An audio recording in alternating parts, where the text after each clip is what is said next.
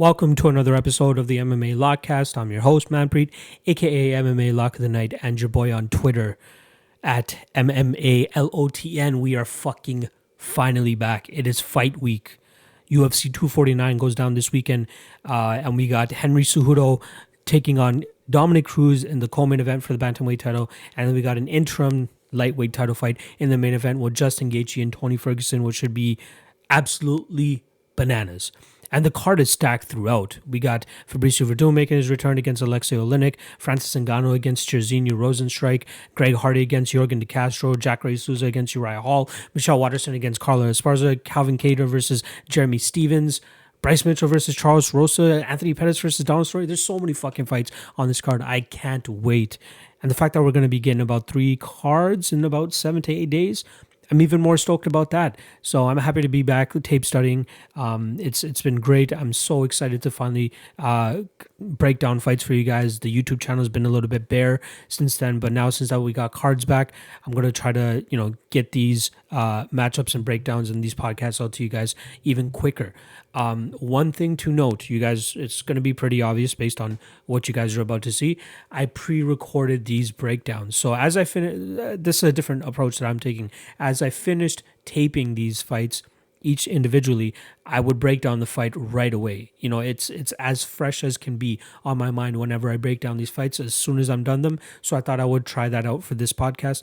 And honestly, I kind of like it. I think it's kind of great. Like, it's a little bit of work in terms of like stitching everything together afterwards, but it was a lot of fun. I felt like I was able to get my thoughts out a little bit clearer,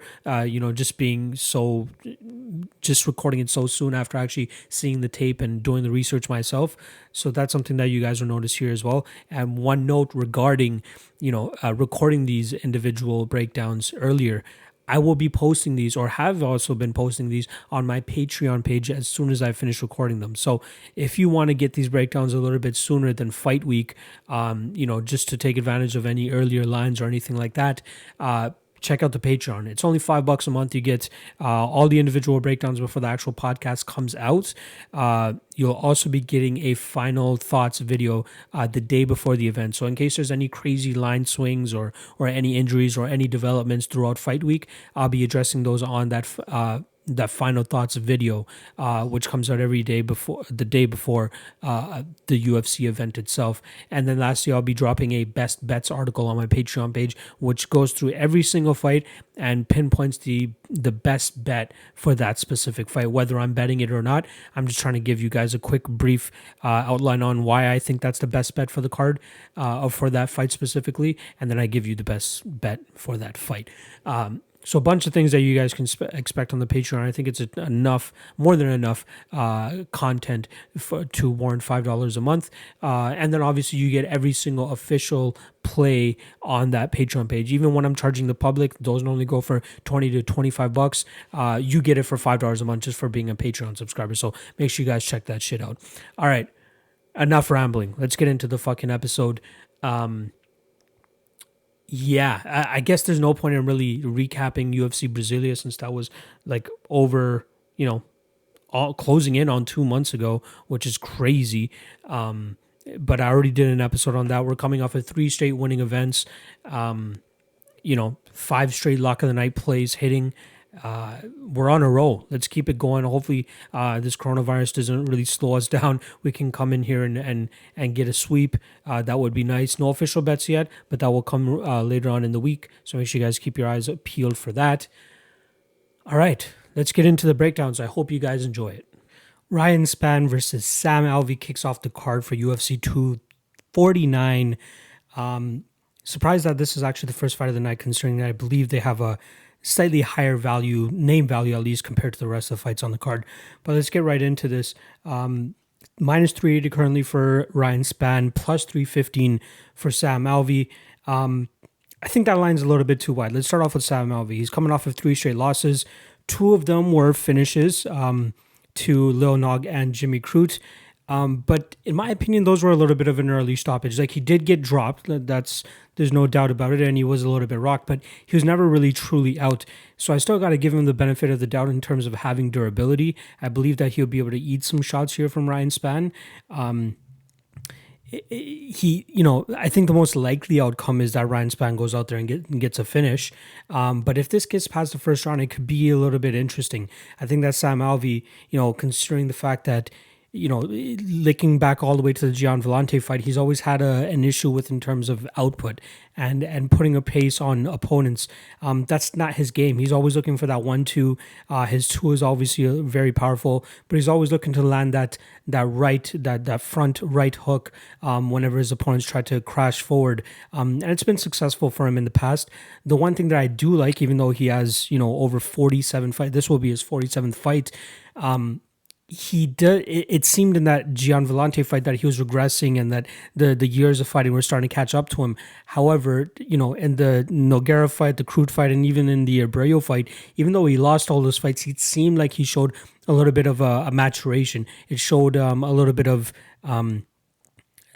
progress. He wasn't just continuously backing up and then throwing the 1-2 every now and then.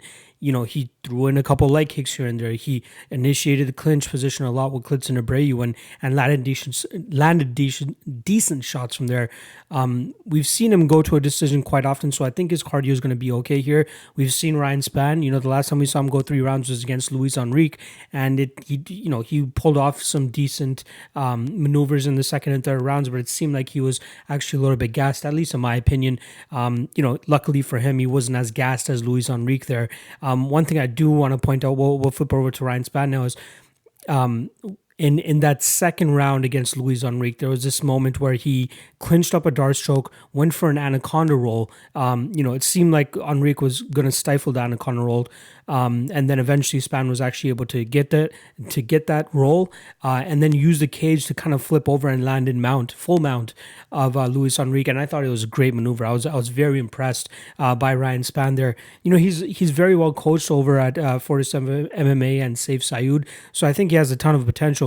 17-5. He's pretty much a veteran of the MMA game at this point. But minus 380, in my opinion, that's a little bit crazy.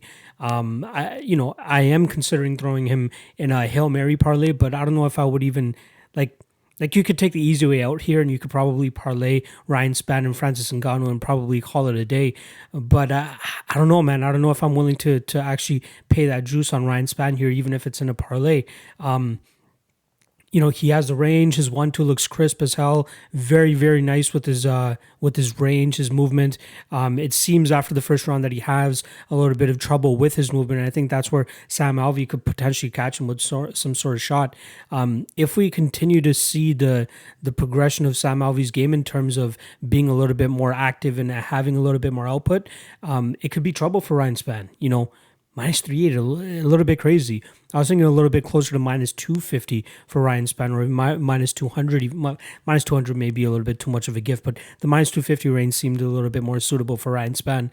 I believe they are in different trajectories in terms of their career. I think Spann is, ascending the ladder, whereas Sam Alvey is kind of falling down on the ladder. I like Spann here. Not confident enough to make him like a main bet. Maybe a parlay piece, like a Hail Mary parlay piece, I should say. But nothing crazy. Like, in my opinion, this fight is a pass, dog or pass, actually. Like, or even look for the fight doesn't go to decision. Let's see what those props currently are. Ryan Spann. So under 2.5 rounds is minus 155.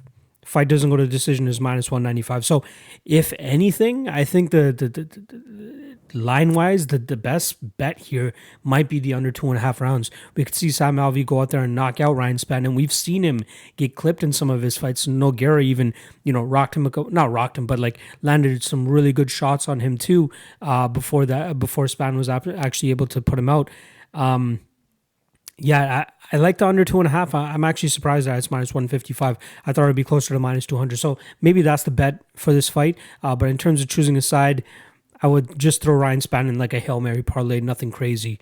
Yeah. My official pick, Ryan Spann by second round, probably power guillotine choke. One of his chokes are very, very beautiful. It's very, very impressive. I believe he locked up Devin Clark in his last fight in one of those as well too. So look for Ryan Spann to use his. One thing actually I do want to talk about quickly. In that Devin Clark fight, it seemed like Ryan Spann lacked a lot of a sense of urgency. It seemed like he was just more so happy to just go out there and throw 1-2 every now and then. Let Devin Clark get off the cage. There was a point in time where he was just backing up and letting Devin Clark come back to the center of the cage. I think he was scared of the blitz attack of Devin Clark, but once he really opened up, he was able to put the pressure on Devin Clark and really hurt him. Sam Alvey, I think a lot of people are just reading a little bit too much in the Jimmy Cruz fight and the Nogueira fight. I think his durability is still there, so if he's able to keep his legs under him for that first round and a half, it could get a little bit dicey for Ryan Spann. So, look for Ryan Spann to kind of slow down after that round and a half and possibly get clipped by something with Sam Alvey. So under 2.5 is probably the best bet in this fight, but I'm going to go with Ryan Spann by second round submission. And yeah, again, just too big of a favorite. Bryce Mitchell versus Charles Rosa. This is a fun fight, and I'm glad it kind of took me to Saturday evening to actually get around to taping this fight, because as I was taping the fight and over the last day or two, at least the 48 hours, there's been a little bit of a change in the betting line. So right now it's currently sitting at minus 150 for Bryce Mitchell, plus 235, or sorry, my apologies, plus 130 for Charles Rosa. And that's closer to where I initially thought it should. Well, I thought Bryce Mitchell was more than deserving of the minus 185, minus 190 that he was around. But the plus minus 150 now is kind of seeming more like it, especially after completing tape. So let's get into Bryce Mitchell a little bit. This kid's still young in the game, and I feel like he has a ton of potential. He's only 25. I believe his record, he only has that exhibition loss to Brad Katona on the Ultimate Fighter, but he's 3-0 in the UFC, 12-0 overall. He has a ton of talent, and it seems like he's ever improving. The one advantage in this fight I think he truly has, especially based on the circumstances that we're in with the COVID-19 pandemic, is the fact that he trains out of Arkansas with pretty much a bare bones team. There isn't that big of a team around him. He's pretty much the main guy out of there. Whereas Charles Rosa, Boston guy that trains out of ATT, Florida. So you got to wonder what kind of work he was able to get in, especially with this pandemic going on. He's mainly down there, and everybody kind of knows that whenever there is a super team assembled, kind of like an American Top Team, people are mainly there, not just for the coaches, but mainly for the training partners. So I'm interested to see if Charles Rosa would let us know, what kind of training partners he was able to work with for this training camp. Bryce Mitchell isn't the most, ordinary fighter. He's a little bit awkward. He's a little bit wild with his attacks. Very strong ground game, as we saw in his last fight against Matt Sales. He made it evident right off the bat that's what he wanted to do. He got the fight to the ground with relative ease. Matt Sales not the best when it comes to the grappling realm, so you can't really knock him too hard on that. And then he pulls off that beautiful twister to cap it off. His other fights, however, the Tyler Diamond fight, that was relatively close. The Bobby Moffitt fight was kind of close as well, too. That was very two closely contested fights. And for some reason, people think that, I think it's the trajectory that people think that Bryce Mitchell is on compared to Charles Rosa. Charles Rosa, 33, he's only fought 3 times since 2016. Going up against tough competition. He did pull out that decision victory over Kyle Bochniak. Was on his way almost, actually, to winning that Shane Burgos fight. He was doing a lot of good work, especially with that leg kick against Shane Burgos. Burgos was really, really hurting from that. So he, set up a pretty good game plan by attacking that leg, right off the get-go. But unfortunately, kind of a short stoppage, in my opinion, in that fight as well. So he kind of got the shit end of the stick there. But I thought he showed off a really good game plan against a guy that's as dynamic of a striker as Shane Burgos, who also hits with, a lot of power. And then in the Manny Bermudez fight, gets taken down with relative ease, but shows off his offensive guard. He armbars a jiu-jitsu master in Manny Bermudez, who's pretty much only ever won fights via submission. He showed off a great offensive guard off his back. So I think once this fight hits the ground, I think it's going to be a little bit of a wash. I'm not sure if Bryce Mitchell is going to be able to bully Charles Rosa on the ground. Rosa's very, very offensive, like I said, as he was in that Manny Bermudez fight. But if this fight is to take place on the feet, that's where Bryce's game is still kind of like crafting itself. It's still trying to find a way how it's going to make him successful outside of him bullying guys with his strength and with his clinch work. Charles Rosa, he sometimes he shows off this Wonder Boy-esque type of fighting style. He uses like a wide stance, a wide karate stance, likes to kick a lot. That's how he won his fights against Kyle Bochniak and Shane Burgos almost won the Shane Burgos fight by leg kicking his way to victory.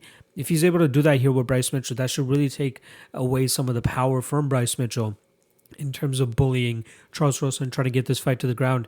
And even if it does get to the ground, I think Charles Rosa has a really good chance there too. But on the feet is where it's most interesting. Will Charles be able to keep it on the feet? And even if he doesn't, is he going to be able to hold, reverse positions? Is he only going to be on the bottom? And Bryce does a really good job of keeping that top pressure and top control. I think Bryce possibly has the strength for it. I'm not 100% certain. But Charles Rosa has some really good technique too. So that's something that he's got to worry about. I was a little bit skeptical when the line was a little bit wider, but now that's a little bit closer, it seems about right.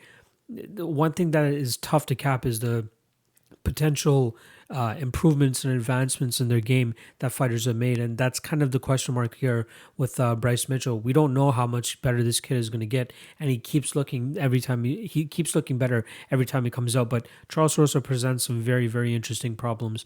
If this fight stays on the feet, Charles is probably going to get the better of Bryce Mitchell here, not just with volume, but pounding that lead leg for sure. That's something he's going to be looking at, as he has looked at for his last couple fights as well too. So that's something to keep in mind. This fight's going to be a pass for me, all in all. I was looking to bet Bryce Mitchell as possibly a lock, and then I played. This was pre-tape. That was something that I wanted to do, but it's hard for me to do that. That's twice now going into tape for this card where I'm like, this guy is probably going to be my lock of the night, then come out on the other and be like, I just can't trust him. So, not trying to knock Bryce. I think he has a ton of potential. He could probably come out here and absolutely smash Charles Rosa. But pre-fight, with the tape that's available and what we've seen from both of these guys, it's hard to say that he's actually going to go out there and ragdoll Charles Rosa because, there's a lot of issues that Charles Rosa presents on the feet, and then on the ground too. He's very offensive. How is Bryce going to be able to deal with that? And this will actually be the first time where he fights as much technical resistance off of his back compared to like what he fought against with like Bobby Moffitt and Matt Sales. In terms of a pick, this one's tough. I think I'm actually going to go with the upset here. I think that Charles Rosa definitely is a live dog. I'm not sure if I'll bet it myself because there's another underdog later on in this card that I'm really intrigued by. But yeah, Charles Rosa I think is a decent shot here to pull the upset off. So I'm going to say Charles Rosa by decision. We see him work that leg and pretty much keep this fight on the feet and hold his own if it ever gets to the grappling instances. But I'm taking Charles Rosa to win by decision and spring off the upset. Niko Price versus Vicente Luque. This is the rematch of a fight that actually went down in 2017 when Vicente Luque actually came out victorious in the second round with the Darce choke. That started a 6-fight winning streak for Vicente Luque before he ran into Stephen Wonderboy Thompson this past November back at UFC 244, where he went on to lose a unanimous decision there. Whereas Niko Price is coming off a victory over James Vick, a loss to Jeff Neal before that, and then a win over Tim Means before that. All of those fights being very entertaining. Even the Abdul Razak Al Hazan fight, only lasted 43 seconds, but it pretty much was what we expected it to be. So let's start off with Vicente Luque. Very fun striker, has great hands, great leg kicks as well too. His jiu-jitsu is very good too, as we obviously know from his first encounter with Niko Price. I think his combinations and his abilities to put his strikes together is a lot better than Niko Price. His power is decent too. We saw that in the Derek Kranz fight where he was able to stumble him and then stop him that way. My concern with Luque, though, is he's had a ton of potential, and he's always been a fighter where people thought that this guy's just waiting to bubble over and finally rise to the occasion, and they thought that the Stephen Wonderboy Thompson fight would have been that for him. However, Wonderboy comes out there and puts on an absolute clinic on him, hurting him numerous times, dropping him a couple times as well, too, and that's kind of brought to my attention the possibility of the durability of Vicente Luque dwindling. Sitting at the minus, where is he at? Minus 275 as of this recording. I think that's a little bit too high. If you were just going strictly skill for skill, I would obviously put Vicente Luque maybe even higher than that. But then you got to take into considerations the X factors of the dwindling durability of Vicente Luque, because he's been in some absolute wars over the last couple fights. With the exception of the Derek Kranz fight, and even in that fight, he got a little bit hurt before he finally took over and was able to get the finish there. But then the Brian Barberena fight took massive amounts of damage, hurt a couple times. Mike Perry hurt him a couple times, obviously, too. And then Stephen Wonderboy Thompson, not known to be that guy to really knock people out ever, besides his first little stint in the UFC where he had that first his first fight, he knocked out Dan Stigen. But since then, he hasn't really gone on a knockout streak or known as a guy that has tons of power. He's more so of an output-based fighter. But with Vicente Luque, he was able to hurt him numerous times, and that kind of just gives me a little bit of a red flag for Vicente Luque.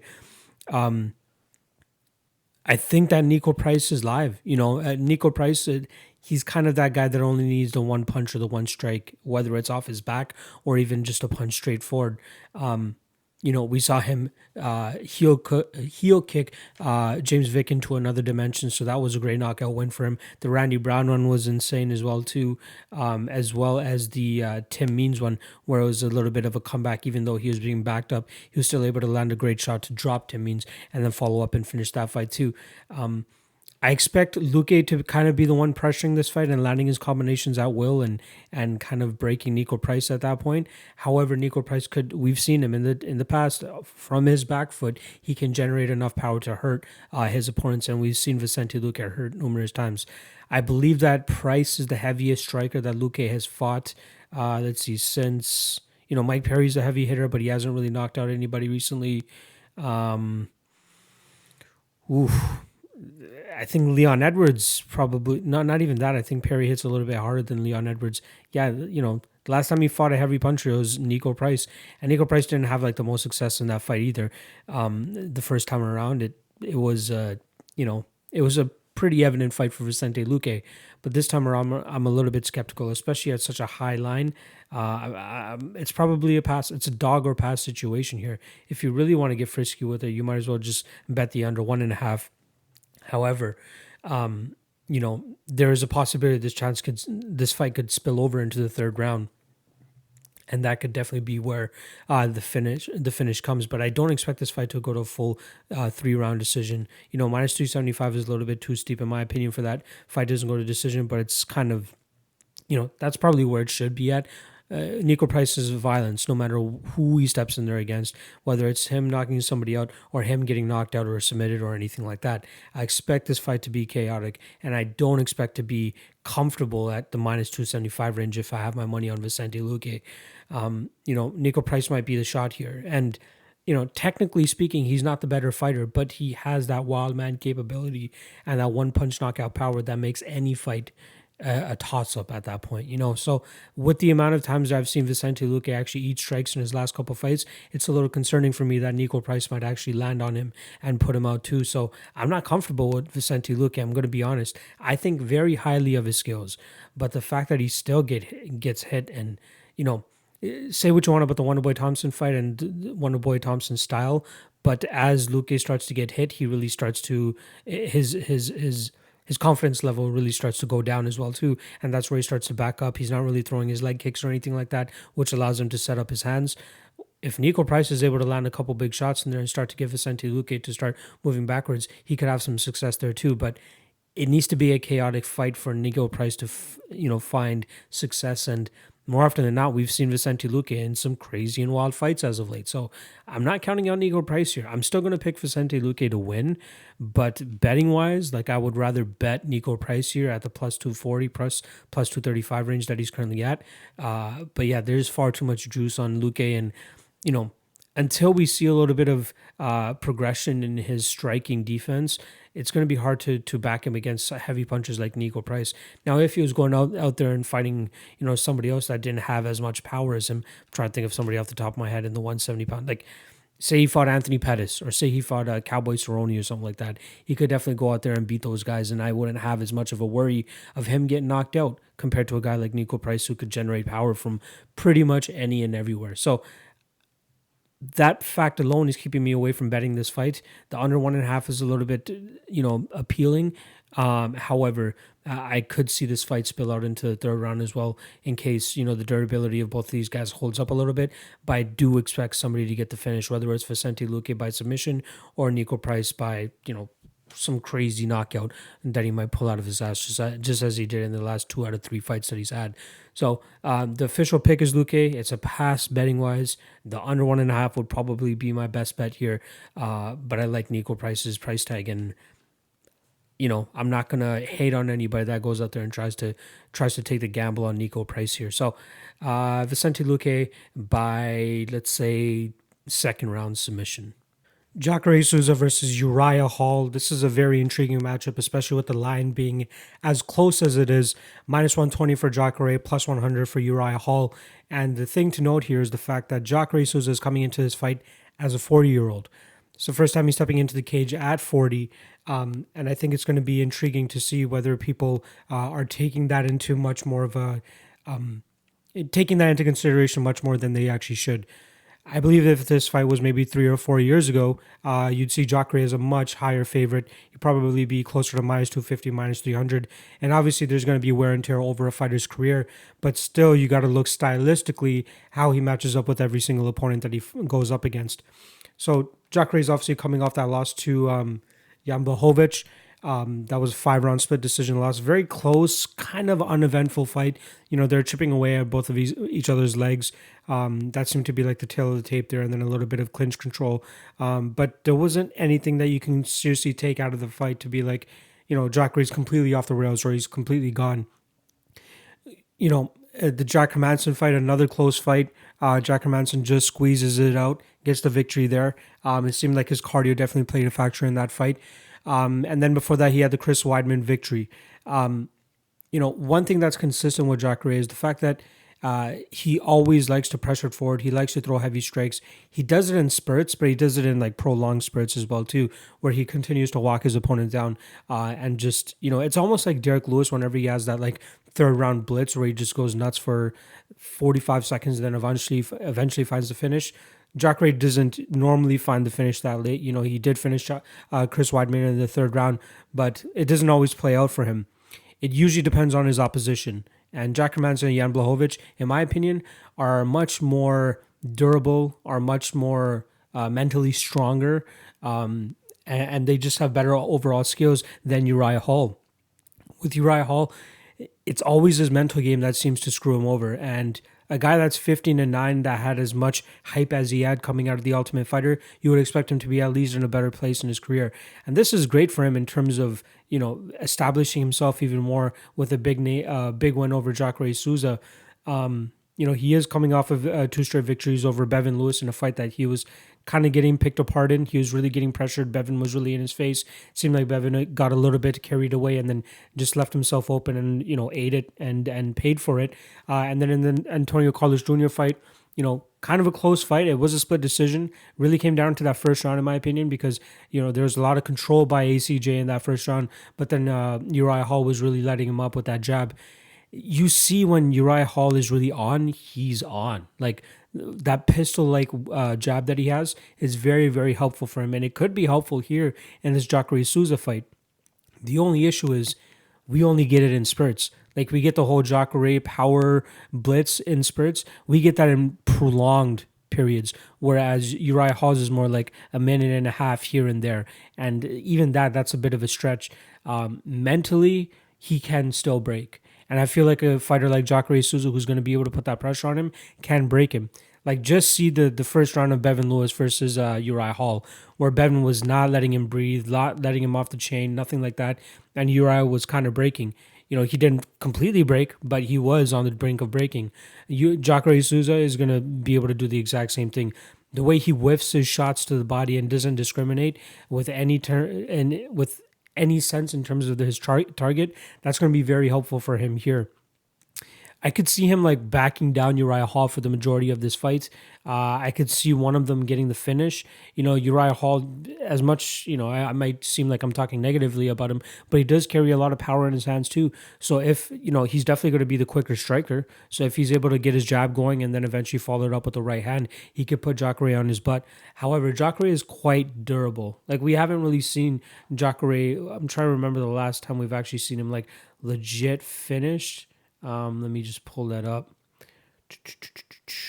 Why can't I think about this off the top of my head? Oh yeah, Robert Whittaker over 3 years ago. So it's been a while since we've seen him finish. I don't think Uriah Hall is going to be the one to finish him. However, I'm not completely sold on playing Jacare either. There is the possibility that Uriah Hall could go out there and jab his face off. There is a possibility that we see a mentally strong Uriah Hall as well too, especially with the fact that he's over at Fortis MMA. And, there is the argument of abbreviated training camps. I'm not sure exactly where Uriah Hall has been holding his training camps now that he's, in this quarantine that we are. But the positive thing is this fight was actually announced way back in December. So they've had at least a solid 3 months. Okay, so he is down at Fortis MMA. Just wanted to confirm that. Yeah, 17 hours ago, he just posted that he was at Fortis MMA. So that's good. It's good that he's still getting that training with those guys. But either way, I was going to downplay that regardless because this fight was announced in December. So that gave them December, January, February, March, a little bit of March, a week and a half in March to actually train properly with, without this whole COVID-19 shit going on. Same thing with Jacare as well. He's already in Florida, so he's not going to have to travel for this. I believe he's based out of Orlando, Florida now. The team that used to train Mike Perry and Alex Nicholson. I can't remember their name. But either way, great guys over there. They've done some good things with Jacare, even though he's on the downside of his career. The line is rightfully lined, in my opinion. Kind of like I do feel like you could get away with Jacare as a slightly bigger favorite. So even at the minus 120 line that he's currently at, I think he has a little bit of value there. I'm not sure if I'm going to bet it myself because I'm not sure if I can just I can't. You can't bet on Uriah Hall's mental. You don't know if it's going to be there all 15 minutes or however long this fight will potentially last. And then you can't really bank on Jacare Souza and the decline that he's been on. But the one thing that you can bank on is the fact that Jacare is going to have a stronger will and stronger mentality than Uriah Hall here. And he will be able to overwhelm him with pressure and pace and staying in his face. His durability, as long as that stays up and he's able to keep that to keep that in check, he should be able to take this fight. But the line that's most intriguing to me in this fight is actually the under 2.5. Minus 105 is currently what it's sitting at. I think there's some value there. We could definitely see either Uriah Hall catching Jacare or Jacare just continuously overwhelming and pressuring Uriah Hall. I'm not 100% sure we'll see Jacare pull off a submission here, strictly due to the fact that we haven't seen him submit anybody since Tim Boetsch over 4 years ago. And even before that, it was Chris Camozzi twice. He hasn't really been a huge submission threat in his UFC career, at least as of late. So I think we could actually even see him finish it off with punches where he, overwhelms Uriah Hall, hurts him, drops him, follows up, whether it's submission or TKO. I think it'll be more so a TKO. I was impressed with the fact that Uriah Hall was able to, weather Antonio Carlos Jr. on his back for the majority of that third round in their fight. So he does definitely have some good submission defense, especially with the guy as credentialed as Shoeface. But yeah, with Jacare, I think it's going to be more so the power that he's going to have to look out for, constantly mixing it up to the body. The way he rips his body shots is just next level as well too. So that's something to look out for. Yeah, in terms of betting aside here, it's going to be a pass for me. The under 2.5 is probably the best bet in this fight if you guys want action on this fight. But in terms of forcing myself to make a pick, I'm going to go with Jacare Souza here. I could see him hurting Uriah Hall probably in the second round after probably Uriah Hall has a little bit of success in that first round, but then he's going to start to wilt and Jacare is going to continue to put the pressure on him and then slowly put him away. So I'm going to go with Jacare Souza here. I'm going to say second round TKO. But if you're feeling frisky, go out there and bet that under 2.5 because I think there's a ton of value at that minus 105 line. Yeah, Jacare Souza. Carla Esparza versus Michelle Waterson. It's pretty obvious when you see Michelle Waterson's nickname, the karate hottie. Obviously, what her game plan is probably going to revolve around is her karate. She has very good flashy striking, especially her kicks. I'd say the most impressive thing about her is probably her front leg kick.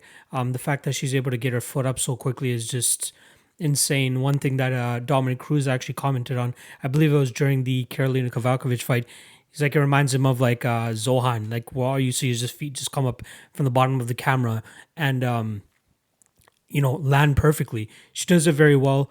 She uses it very effectively. Another technique she uses very effectively is her front teep to the lead leg of her opponent. Sometimes she reaches for the back leg as well too, but the front leg really stifles the forward movement of most of her opponents. With that said, she seems to accept her back leg a little bit more than she should, which is why she's usually, the one moving backwards. In the Felice Herrig fight, she was the one pretty much moving backwards the whole fight. Felice Herrig was able to implement her strength on her, put her up against the cage, but Michelle Waterson seemed to have more of a gas tank and was able to, really control that fight as well too. In the what fight was it? The Tisha Torres fight. We saw the strength of Tisha Torres play very well into that fight as well too. First round clear for Tisha Torres, second round for Michelle Waterson, and then third round Tisha Torres was able to get the back with about a minute or less left and really rain down punches and secure that fight for herself.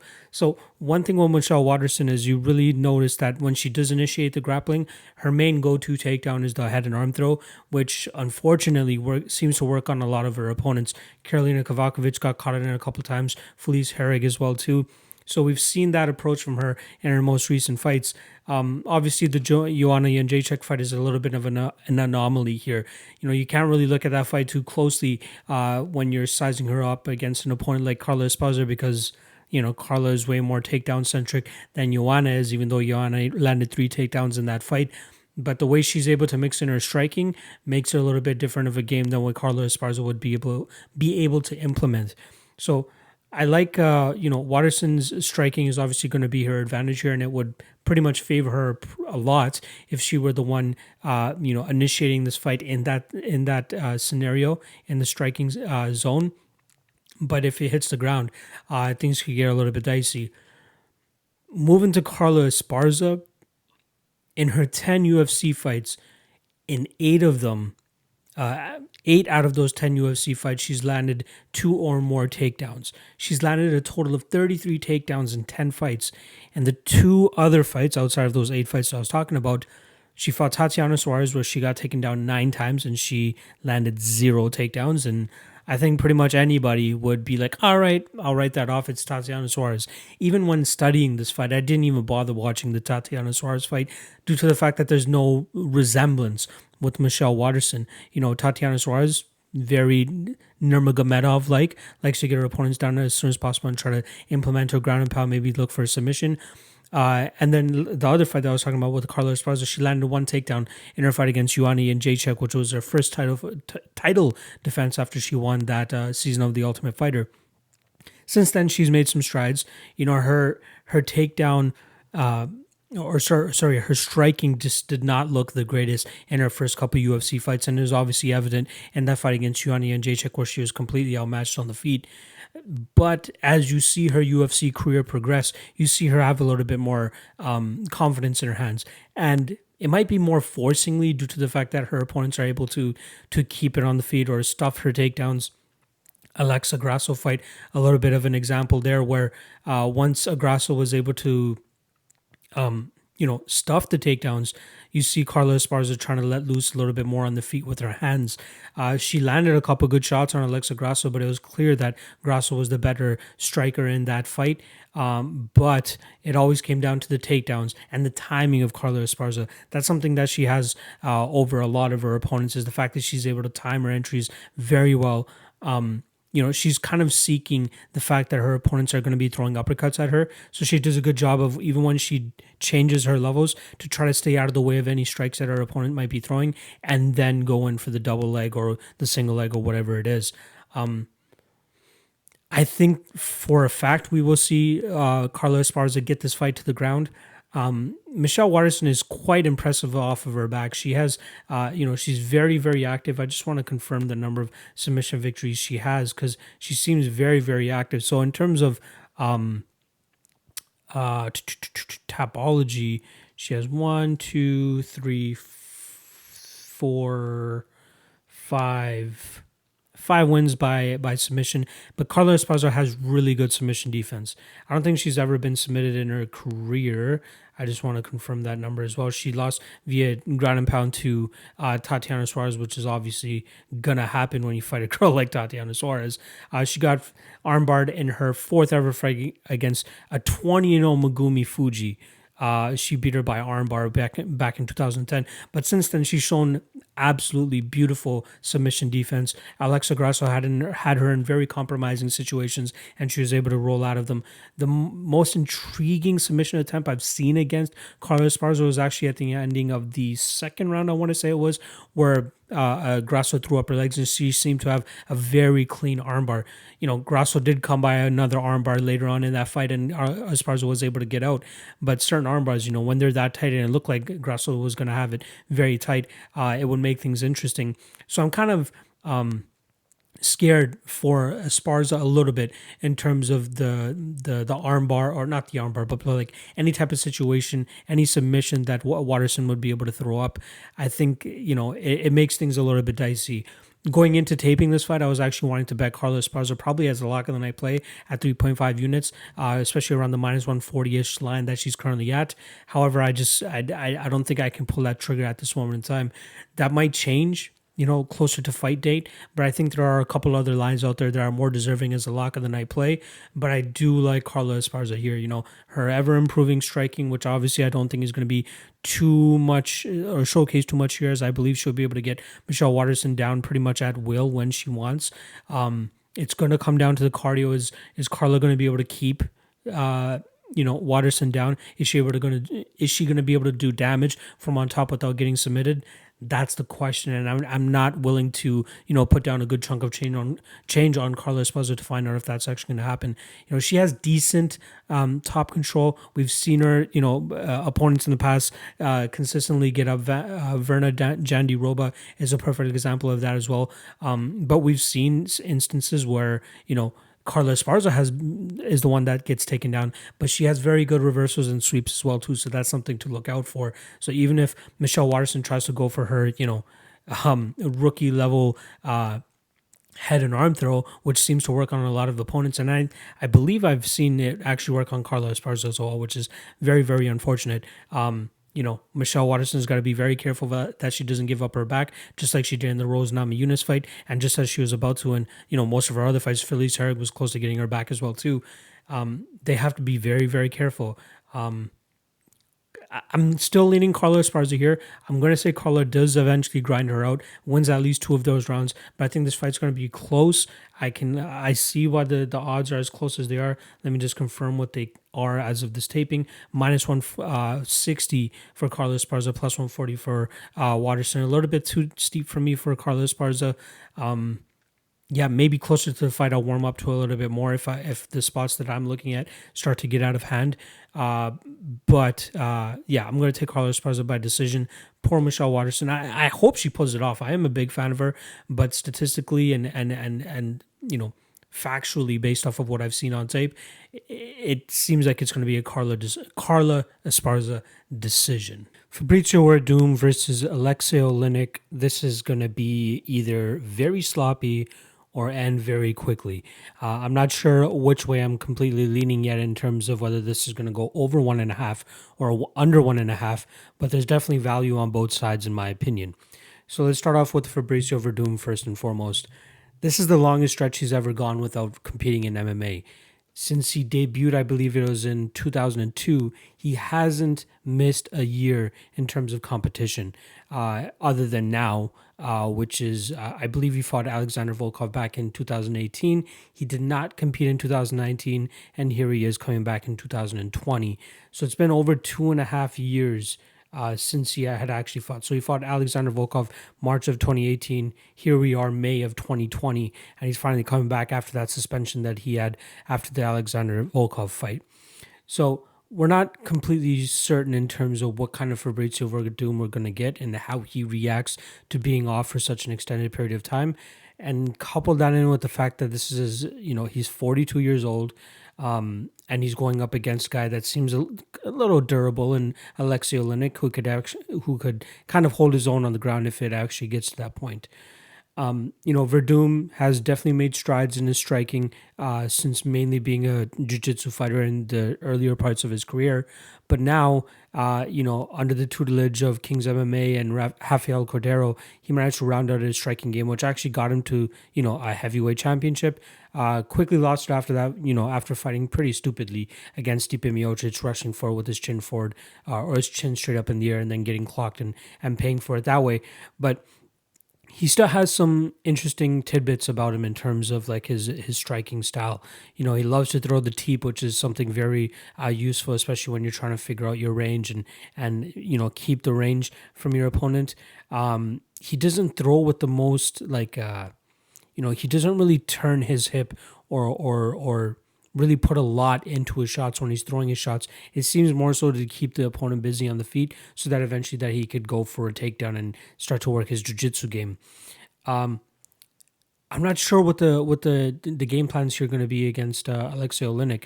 With Oleinik, he has that Sergio Moraes, that Haniyaya type of style where they're so confident in their jiu-jitsu that they'll just throw caution to the wind, throw everything in their punches, throw everything in their kicks, not worrying about getting taken down because they're probably going to, defeat their opponent if the fight gets to the ground. Alexey Oleinik coming into his 73rd fight, it's crazy the amount of the amount of experience he's managed to accrue, and then obviously beating a guy like Maurice Green last time out. And I'm not saying Maurice Green is like the second coming of like the next heavyweight champion or anything like that, but beating a younger guy, a 33-year-old Maurice Green who seemed to have started to make improvements in his career, that gives him a little bit of confidence. In this fight against Werdum, I really don't know how it's going to play out. Like, is Werdum going to try to keep this on the feet? Is Oleinik going to try to keep this on the feet? Who's going to be the one to go for the takedown first? Who believes that their jiu-jitsu is better than the other? I'm going to side with Werdum being better than Oleinik at this point in time, but I can't confidently say that. And to have the line as wide as it is, in my opinion, it's a little bit weird. I'm fully on board the Fabricio Werdum train in this fight, but I would need closer to like a minus 250, minus 235 because you can't really count out the Hail Mary knockout or the Hail Mary punch from Oleinik that could potentially rock Werdum and then go to the ground and seek a submission. I think Werdum would be good off his back regardless, or even defending submissions. It's more so his durability at this point, which I'm not 100% sure about. And you can't really be sure about his durability, at minus 310. I think it's a little wide. Skill for skill and where they're at, Werdum should probably blow him out of the water. But there's just too many X factors on the outside, abbreviated training camps, lack of training partners, not really getting a full training camp in for either guy. You don't know who it's really going to benefit or not. Man, I like... I'm going to pick Werdum to win here, but that line is a little bit too wide for me. If it got around minus 250-ish, minus 235, I'd probably even consider it as a lock of the night play, to be honest. But I don't know if I'm actually going to do that. I'll wait out and see where the line goes. But like on the feet, Werdum should have absolutely no problem outside of a Hail Mary shot that Oleinik could possibly land. That's the issue too, though. He really seems to... there's a lot of tell when he's about to throw that big shot. And, even if there's a tell, sometimes he lands it, but you got to believe that Werdum will be able to endure it. Outside of that Volkov finish that happened the last time he was there, that could be attributed a little bit more so to cardio. And they only have 3 rounds this time around. And I highly doubt it goes past the 2-round mark, but that's where my hesitancy in terms of betting the over-under here comes into play. Like, I could absolutely see it hit the ground and then both guys are just so good off with their jiu-jitsu that they kind of nullify themselves and we just kind of have like a back and forth grappling match. That's what's keeping me a little bit hesitant in terms of playing a total here. But I still like Werdum, man. Like, I believe that he's going to be the better guy on the feet outside of a one-shot KO from Oleinik. I think Werdum will be able to, accrue damage up there. And then hopefully once Oleinik starts sucking wind, which we've seen him start sucking wind come the second round, Werdum could really implement his game, land some elbows, maybe get a ground and pound finish. But yeah, like minus 300 is it's not sitting too well with me. So I'm going to wait for that minus 250ish if we end up getting that. I think some people will look into that extended layoff issue a little bit, and I don't blame them. But skill for skill, you got to go with Werdum here. The line is just not, you know, the line is just not enough for me though. The fight doesn't go to decision. I believe is minus 250. See, that's not bad. That's not a bad line. I don't see it going to a decision. If it was over under 2.5, I would absolutely take the under 2.5. But at the 1.5 here, 7.5 minutes, there could easily be 2 minutes of feeling each other out, a minute and a half of feeling each other out, and then a solid 5 to 6 minutes of them just going back and forth with the grappling on the ground. So not 100% sure how that's going to play out in terms of timing, but I still believe that we're going to see Werdum get the finish here. So I'm going to go with Werdum via second round TKO. It's just such a flimsy fight. It seems so weird to me in terms of how this will play out and how the jiu-jitsu will actually clash if we actually get to see that. I hope we don't see them go out there and try to stand with each other for 15 minutes because that's going to be quite boring, you know what I mean? Well, that wouldn't be very entertaining, but you got to think that Werdum thinks he has lost time to be made up, especially being offered 2 years. He obviously wants to get back to the title, but he's going to have to put on a bit of a dominant performance here to remind people that he's still around and he's still able to implement himself in the heavyweight division. And luckily for him, that heavyweight division is very it's older. So being 42 isn't the worst thing out there. So he could definitely stake a claim for himself there. But he's going to have to get it past Oleinik. He's going to have to do it dominantly if he wants to assert himself back into that title picture. So I am going to take him by second round TKO. Minus 300 though, pass. Anthony Showtime Pettis versus Cowboy Cerrone. This should be a fun fight. This is actually a rematch way back from 2013. I believe that was January of 2013, where Anthony Pettis actually finished on Cowboy Cerrone with a beautiful body kick, followed up with punches, and took the victory in that fight. Both guys are far removed from those days. Both guys are coming up on tough times. Cowboy Cerrone is coming off 3 straight losses. Anthony Pettis is coming off of 2 straight losses. Pretty much that Stephen Wonderboy Thompson fight was about to be a loss as well, but he pulls out a Superman punch in that at the end of the second round. But that looked like a Wonderboy Thompson fight, pretty much waiting to play out for another 3 rounds. But he did show some things in that specific fight that leads me to believe that there is still a good fighter in Anthony Pettis. Maybe not a good, maybe slightly above average fighter, I should say. But Cowboy Cerrone has just been getting beat on the last couple fights. It's unfortunate for both fighters because both of them wilt under fighters that apply so much pressure on them. Tony Ferguson, Nate Diaz, Diego Ferreira.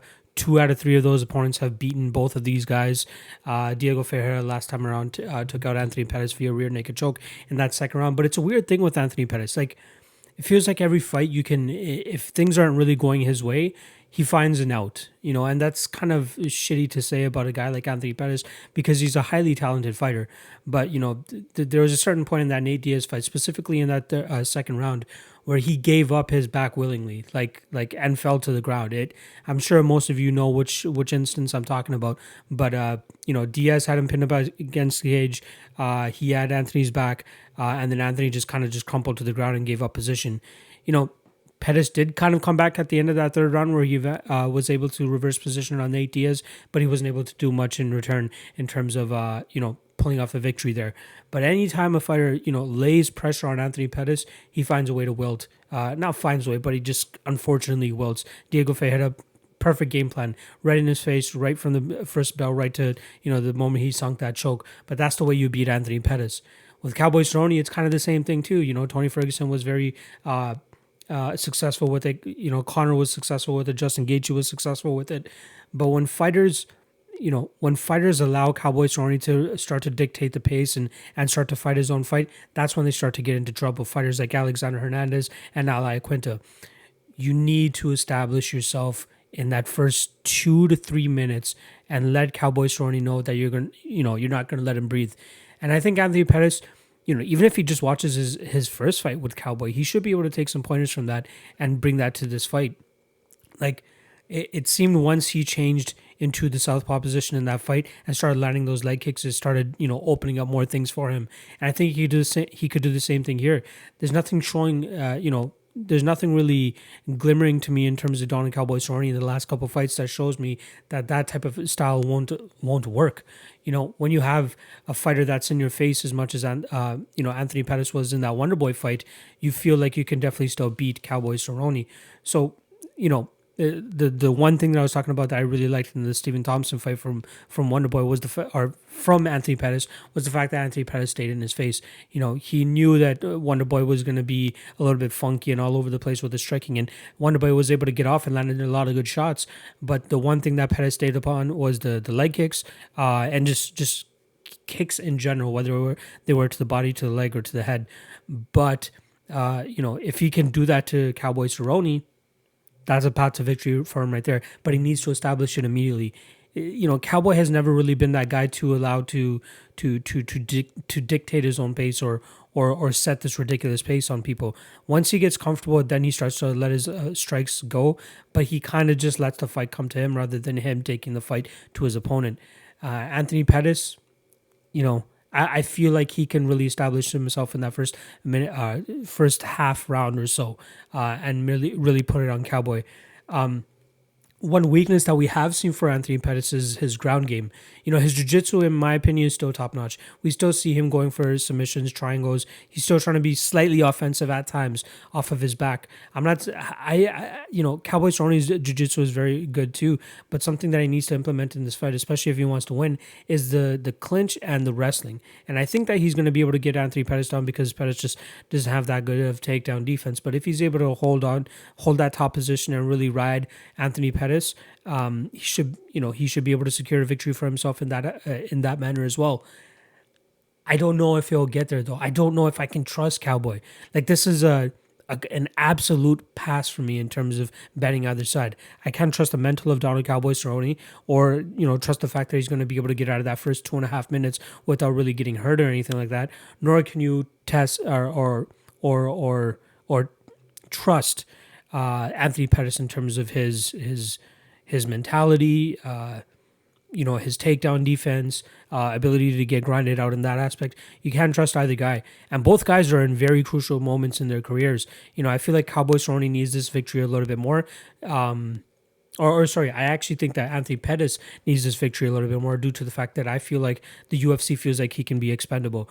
You don't want to let go of Cowboy Cerrone if you're the UFC. He has such a big aura and name around him that even if he's on a 4 or 5 fight losing streak, you keep this guy around because he brings entertaining fights, he has a huge name value, and you don't want to let him go to Bellator. Anthony Pettis, on the other hand, I think it feels like he's a little bit more expendable. They already let his brother go over there. They didn't bother matching that contract that Bellator offered him. And Anthony Pettis, if he comes out of here with a third straight loss, I could definitely see him getting his walking papers and, the UFC being like, okay, he doesn't really deserve this type of money that we're paying him nowadays.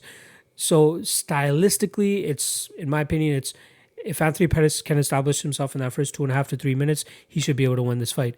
If Cowboy Cerrone is able to establish his wrestling and not get finished in that first 2.5 minutes, this could be his fight. Am I willing to make a bet here? Probably not. I'm not certain on either side here.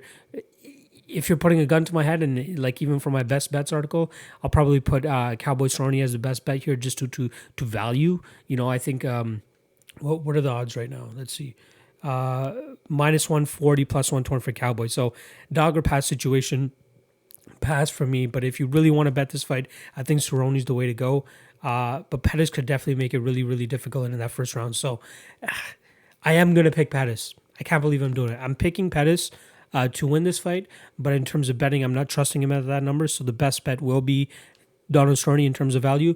But I think that Pettis is going to be able to establish that the pace, the pressure, staying in Cowboy's face, letting those leg kicks. I think he's going to be able to establish that right off the bat, and we should see him probably get like a second round finish or something. But yeah, I don't trust either guy. I really don't. Anthony Pettis is probably number 2 most fragile guy in the UFC outside of Dominick Cruz because he seems to just break any and everything no matter when he fights. So that could potentially be a thing here. So I'm not willing to pay the money on minus 140 on Anthony Pettis to find that out. I am picking him to win. But yeah, I'm going to say Anthony Pettis second round TKO. Greg Hardy versus Yorgan de Castro. I'm very excited for this fight too because I believe outside of Alexander Volkov, this is going to be the first real test for Greg Hardy in terms of somebody that's not going to be intimidated going up against him. So let's start off with Greg Hardy. We know his past with the NFL. We know his whole other bullshit that he had to go through and all that. So not that he had to go through, kind of put himself through it anyway. And now here he is in the UFC, a couple fights down. His most impressive victory, I'd got to say, is the Ben Sassoli fight. That's a fight that I actually bet the under 1.5, thinking that he's just going to come out there like a wild man, try to put Sassoli away or get put out himself. But we saw a very measured Greg Hardy there. It seems like his time over at ATT was really coming to fruition. We seen him out there just throwing the jab, throwing a couple leg kicks, keeping Sassoli on the end of his jab, not allowing Sassoli to really get in there and implement any type of game plan. So that was a pretty impressive performance. I'll give that to him. And then he takes a quick turnaround against Alexander Volkov, which was a win-win for him. He, even though he went to a decision and lost that, it showed that he was able to hang in there with some of the top guys in the world. But I think that with Volkov, he's not really like a one-punch knockout type of guy or a guy that's going to put the pressure on you to really get you out of there as soon as possible. So, I'm not taking too much from the fact that Greg Hardy was able to survive 15 minutes. I'll give it to Greg. He, considering his size and his frame, he moves very well, and he probably moves the best out of any heavyweight just due to his NFL background as well. But most of his opponents have kind of been defeated before they even got into the cage, and it's pretty evident in like the Juan Adams fight, for example. Guys can talk a big game before the fight, but once the fight actually takes off, it's a whole different thing. And I think that the guy that he's going up against now, Yorgan Castro, will definitely give him some issues. Just going through some of De Castro's fights, you see that he, punches very, very hard and has very good leg kicks too. The main fight that a lot of people will remember about him is obviously his Justin Tafa knockout, but his victory on the Contender Series over Alton Meeks was very, very impressive too. The way he was moving, so agile for a guy that has the frame that he does. And I'm not trying to take any shots at his physical appearance or anything like that, but the guy throws heat, and he throwing flying knees with no issues either. But the way he really leans on his leg kicks is what makes me like him as much as I do.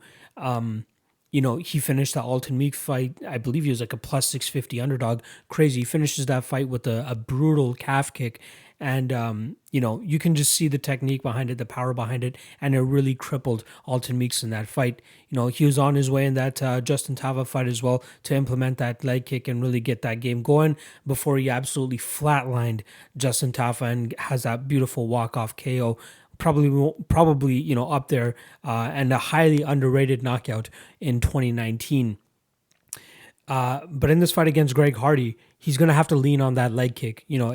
I believe if he is able to center his game plan around the leg kicks, he should have a lot of success. One thing Greg Hardy is known well for is obviously his movement. But if you're able to neutralize that right off the bat, it should really give Greg Hardy some issues in terms of moving around. And he might even be forced to change his stance just due to taking punishment from that lead leg. So once he changes his stance, you're talking about a guy that just picked up MMA a couple years ago, and now you're forcing him to use a secondary stance, which he's probably not that comfortable in. If De Castro is able to be successful without getting put out early, he should be able to, put together a really good game plan in terms of working that front leg, getting in Greg Hardy's face, and really putting it on him like nobody else has been able to in the past. So I'm super excited to see if Yorgan's going to be able to implement that. It's a no-brainer. From seeing any of his fights in the past, you got to assume that's the type of game plan you got to go in with, especially when it's such an advantage for yourself. If he's able to actually really, work that leg kick and get on the inside, he has the chance of opening up the chin of Greg Hardy as well too, which he can eventually crack in that second or third round. The under 1.5 was something that I was going to be considering, especially the fact that it's at like the plus 130. Let me confirm that. Yeah, it's roughly around plus 130. I thought that would be very good for a good bet, even though the under 1.5 in the Sassoli and Hardy fight burned me. But, I'm not sure how long it would take for Castro to really implement his game plan with that leg kick, and whether it would be 7.5 minutes or less. I'm not 100% sure, but the value is definitely on him. I think it's very amateur of some bettors out there to go out there and bet, Greg Hardy at the -200, -250 against a guy with like Yorgan. Even though the tape is limited on him in terms of what's out there and the fights that you can find of his, I'm very impressed, and I think it's the best that Greg Hardy has faced outside of Alexander Volkov.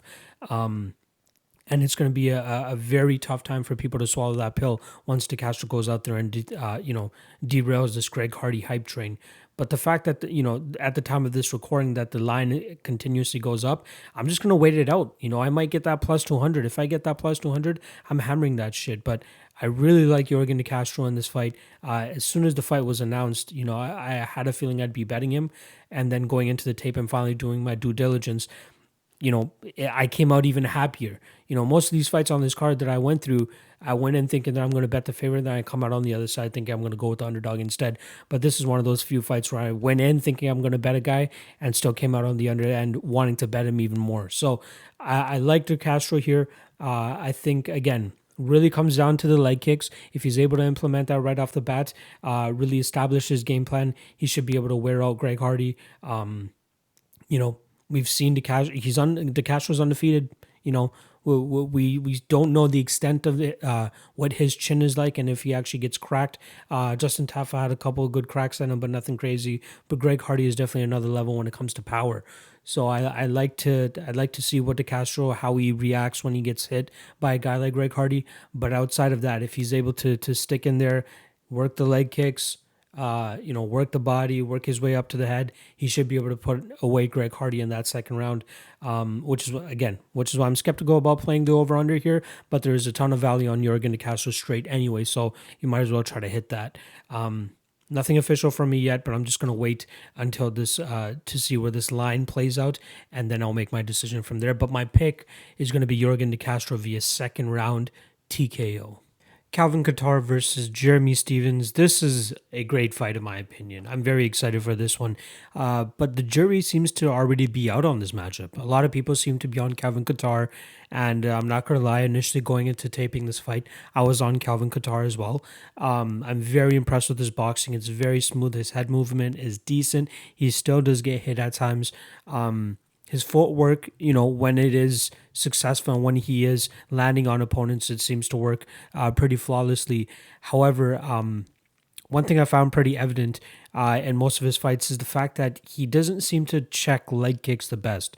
So obviously we really seen it exploited in his Renato Moicano fight, which, decent showing from him. But once the leg kicks start to pile up, Moicano was able to really pull away from Kattar there and really, put a stamp on that fight. We saw Ricardo Lamas try to attack it a little bit. Kattar was able to put him out. However, I didn't really see anything in terms of him really fixing the fact that he's not able to check his kicks. He wasn't really checking his kicks against Ricardo Lamas. He was just trying to time it and then move out of the way. You got to be careful about that. I think checking the kick is probably the better way to go and the easier way to stay inside the pocket while being able to still get off his own combinations. So one thing that's evident with Jeremy Stephens is when he was successful during that crazy run that he was on with Gilbert Melendez, Doo Ho Choi, and Josh Emmett, all of those fights, maybe not as much with the Josh Emmett fight, but the Choi and Melendez fight, he was really staying on the leg kicks and it allowed him to build more confidence and he was able to get better shots off, later on in that fight, especially the Gilbert Melendez fight. That's probably his best performance to date, but you also got to put a little bit into the fact that he established his leg kicks nice and early. That allowed him to paint a beautiful picture in the rounds 2 and 3 where, Melendez was pretty much defenseless. Whenever you force a fighter to go into his opposite position or his opposite stance, they're at their secondary level in terms of striking defense, so it's harder for them to reach shots coming from that stance, at least in my opinion, and it's harder for them to obviously get their combinations off as well too. So if Jeremy Stephens is able to implement his leg kicks nice and early, he should be able to force Calvin Kattar into a different. I know I'm going to get raped on the fact that I keep saying Kattar. I think it's Cater if I'm not mistaken, and somebody actually called me out on it on one of my last videos. And if you're watching again, I apologize, my bad, but Calvin Kattar. I don't know why it's so easy to fucking say Kattar. Why do I keep saying Kattar? Anyway, yeah, if Jeremy is able to force Kattar to, switch to his orthodox position, we'll see kind of something similar to the Moicano fight when Kattar was having trouble in that fight. So, he tried to implement it with Jose Aldo, had a little bit of success in the first half of that first round, and then Jose Aldo comes and crumples him with the beautiful body punch. I would love to see how that fight would have played out if it went into rounds 2 and 3 as well. Jeremy Stephens, phenomenal cardio, so we know he's able to really put it on guys. And you really see it in the Zabit Magomed-Sharipov fight and the Yair Rodriguez fights where he's not able to implement his leg kicks or build up his confidence because those two fighters they move so much. It's hard to really get those kicks going. And then when they're throwing such wacky shit at you as well, it's really hard for Jeremy Stephens to get set and start establishing those leg kicks. But we did see his cardio come to fruition in those fights. He had a strong third round in both of those fights. And was really close to getting that finish against Yair Rodriguez as well too. I think cardio-wise, Calvin is going to be fine, but it's going to come down to if Jeremy Stephens is able to really establish those leg kicks nice and early. If you guys have been watching my channel for a while now, you know how much I really rate fighters that use leg kicks as much as they do. And I thought Jeremy was going to be able to establish it against Jair in that fight, which is why I bet Jeremy in that fight. But this fight, I think it's a little bit easier for Jeremy to establish those leg kicks because Calvin is just so heavy on that front leg whenever he's establishing his boxing position. And, I believe Kattar has the better hands here. I believe Jeremy has the heavier power. I think Jeremy has the durability as well too. So he's obviously going to eat some shots from Kattar here, and I think he's going to be able to eat them. Outside of a liver punch or something like Aldo was able to land. I think that Jeremy will be able to eat anything that Kattar presents. So I could see a way where Kattar wins this fight strictly off of volume, and if he's able to deal with the leg kicks and still go 10 minutes of outstriking Jeremy and surviving the third round. Or if Jeremy is really able to establish that leg kick nice and early, he should be able to overwhelm Calvin, and he could probably put him out too. Like, he has a really, really hard punch. He's a very powerful striker. So I think that's going to be very evident in this fight, especially if Jeremy establishes those leg kicks. Yeah, like I said, going into this fight, I was thinking that I was going to make Calvin Kattar my lock of the night play for this, but I'm kind of coming out on the other side thinking I'm just probably going to pass. Like, I'm not 100% confident that Jeremy Stephens is going to be able to establish that leg kick like I keep leaning on. Calvin could easily, land significant shots whenever Jeremy's trying to come in with those leg kicks, and it would really make Jeremy shy away from throwing those leg kicks. But man, Calvin's jab is just a thing of beauty. But we've seen Jeremy in the past before. I think he's up there at top 3 in terms of the most losses in the UFC. But you got to give it up to him for taking those losses and then coming right back and be able to assert himself right in the top 15, top 10 of the featherweight and previously the lightweight division. I'm not counting out Jeremy Stephens here, so I'm actually going to pick him to win. I'm going to be confident in the fact that he establishes that leg kick, especially with a guy who hasn't really shown that he's tweaking that aspect of his game.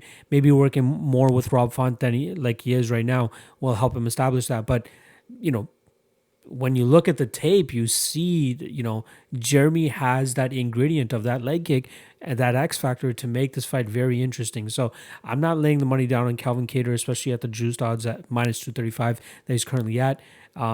Jeremy Stephens, plus 205 on Pinnacle right now, which isn't too bad of a price. But I'm going to see where the line goes. If the money continues to come in on Kattar, it's going to be hard to pass up Jeremy Stephens at like plus 250 if it ever gets there. So my pick's going to be Jeremy Stephens by decision. Wouldn't be surprised by a late finish, but I think this is a solid underdog play here. And I know the masses are on Kattar, and I know I'm probably going to get reamed for this pick, but don't give a shit. That's why you guys come to my channel and see what I'm predicting, because there are some underdogs that I call, and this is something that I definitely see as a plausible result, is a underdog upset here for Jeremy Stephens. Once again, Jeremy Stephens by decision. I would not be surprised if we see him get a late finish either. So going with the underdog here. Francis Ngannou versus Jairzinho Rozenstruik. This is an interesting matchup between two strikers, one with a little bit more experience in the UFC, another that's kind of just burst onto the scene, especially with his last win over Alistair Overeem. So let's start off with Jairzinho Rozenstruik. Actually, the odds are minus 270 for Ngannou, plus 230 for Jairzinho Rozenstruik. So the line is a little bit wide considering what we've seen on tape, or at least what I've seen on tape. So let's start off with Jairzinho Rozenstruik. It's hard to make a huge assessment on this guy other than the fact that he hits very hard. He's a pretty good kickboxer. He did show some developments in terms of his ground game, especially in that Alistair Overeem fight. When he fought Junior Albini, that was a fight where he got taken down, he got mounted. It seemed like he was a fish out of water. But in the Alistair Overeem fight, it seemed like even though he got taken down in that first round, he was able to really tie up Overeem and really downplay the amount of damage that Overeem was able to output from the top position. He eventually bucked and was able to get himself back to his feet. So it shows that he kind of worked on his ground game in terms of defending and getting back to his feet. His main bread and butter, though, it's his striking. And I feel like he has a wider arsenal of attacks than a Francis Ngannou. But he may not, he punches very heavily as well, too. That's something in his back pocket. But I think that, nobody will ever be able to come around or come close to the striking power of a Francis Ngannou. With Francis Ngannou, you're talking about a guy that, he's mainly a two-punch guy. Like I'm talking about, he likes to throw the jab and then come over with a winging right hook. If it's not that, it's like it's a left pot to get you to flinch one way and then come up with the uppercut. So it's like jab, hook, uppercut. That's pretty much all he has. You don't really see more than 3 punches in a row from him because he's always trying to kill you with that second shot. I'm not sure if that's going to work here against Jairzinho Rozenstruik. And at minus 270, I think that's far too wide against a guy who has, more experience on the feet, has been striking for a longer period of time, and has over, 80 to 90 kickboxing fights as well. You got to bring more than just power.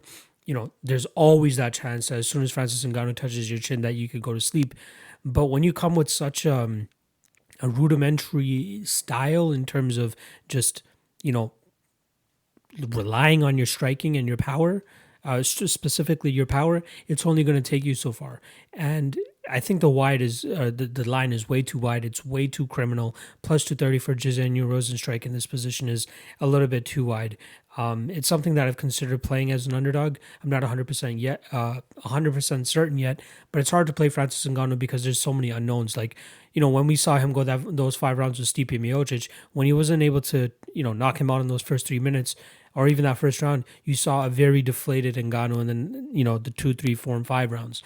And, obviously this is only a 3-round fight, so we don't have to worry about a 25-minute gas tank for Francis Ngannou. But it kind of really showed his hand when he's not able to put somebody out in the first round. It gets very sketchy. So if he's not able to put out Jairzinho Rozenstruik in that first 2-3 minutes or so after winging big shots, maybe Rozenstruik, that's the time for him to really go out there and take the fight away from Francis Ngannou. In terms of cardio for Rozenstruik, he was able to go all 5 rounds with Alistair Overeem and then finish him in that last round. But that wasn't the most eventful fight either. In that first round, he did get taken down. He did a good job of tying up Overeem. Didn't eat too many big shots. There were a couple good elbows that Overeem landed, but it wasn't that eventful of a fight. There was a lot of clinching. There was a lot of kind of staring at each other. Though it wasn't the most eventful fight, like I said.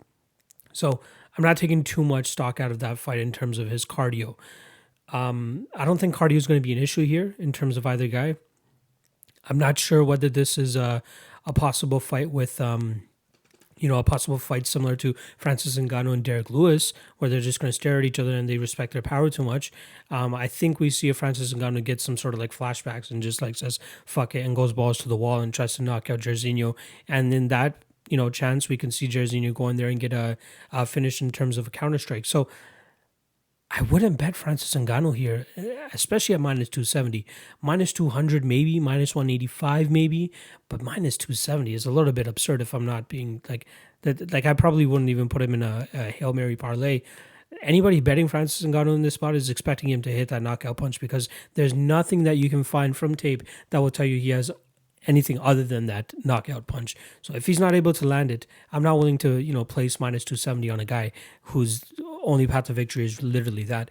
If we see Francis Ngannou go out there and try to wrestle a motherfucker, that's a different type of Francis, and I think that's something he could benefit from if he has, really worked on that. If he's really working on taking guys down and then implementing his power from there, it would be much more reliable than just, hoping that he lands on the feet and then knocks somebody out like that. I'm not willing to take the plunge on Francis in that case. Put him up against another a striker who isn't as I'd say well-rounded on the feet as Jairzinho, and maybe I would take Francis, but here, way too steep of a price.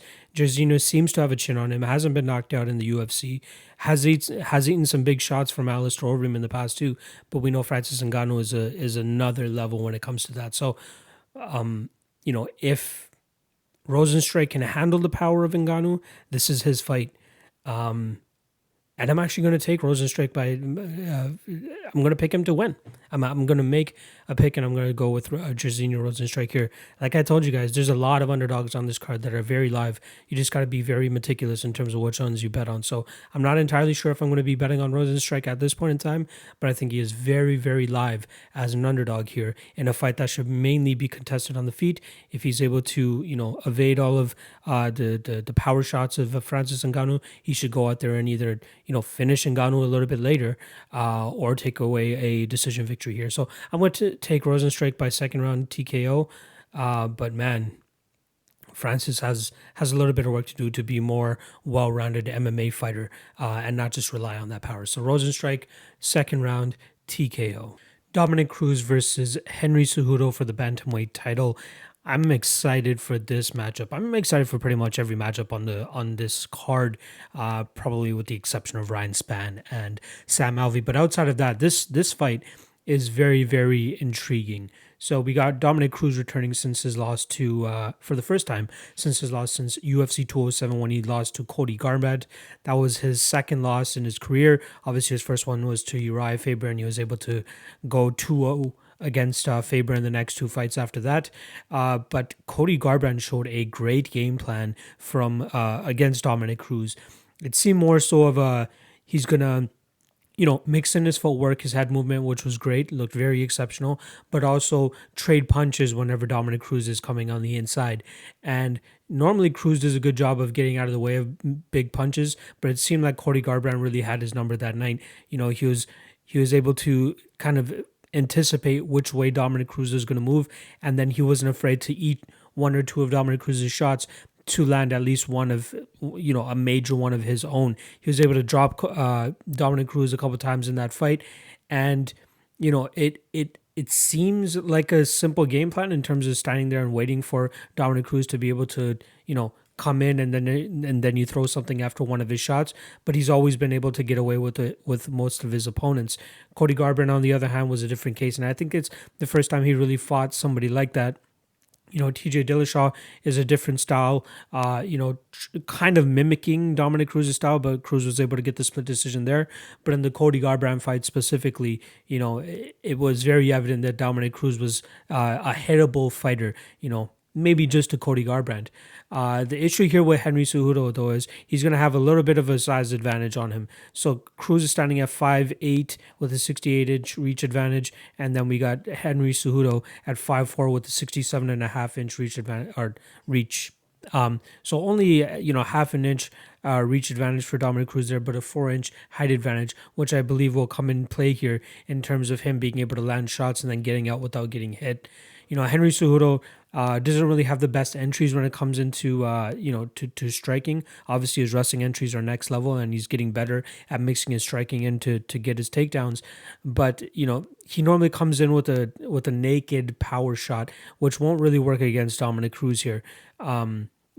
Just thinking back to his Marlon Moraes fight, he was he was pretty much getting lit up in that first round, and then in the second round, it seemed like he said fuck it, and then he was going to be able to go forward and just start throwing shots. If he's trying to do that against a guy like Dominick Cruz, I don't think it's going to work out very well for him. That's kind of just playing into Dominick Cruz's hand. He wants you to come forward, he wants you to make mistakes, and then he's going to capitalize with it. He's not the biggest knockout puncher, Dominick Cruz, I mean, so Henry Cejudo may just say fuck it, and he'll probably just do the same thing that he did with Marlon Moraes and just try to land a big shot. There's a couple external factors here that are coming into play that might make things interesting. Cruz obviously coming off nearly a 2.5 year layoff, and then Henry Cejudo coming off a pretty bad shoulder surgery as well too. A lot of people will notice if you start looking at the countdown videos or any training video of him after the Marlon Moraes fight. He has a very noticeable scar on his shoulder. So you got to wonder what his recovery has been like from that. He fought Moraes back in June of last year, so it's coming up close to a year since he fought. So who knows how well his recovery has gone and if he's able to come back as the same fighter. Dominick Cruz, on the other hand, injuries has pretty much just been his career from the get-go.